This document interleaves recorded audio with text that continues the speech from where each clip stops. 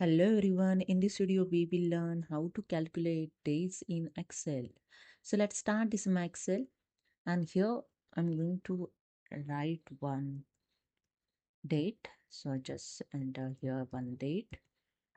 Okay, then enter here the second date. Okay, now here I'm going to calculate days. So is equal to select the second date minus select the first date and press the enter key. The second way is equal to days, tab, select the end date, comma, select the start date, bracket close, and enter.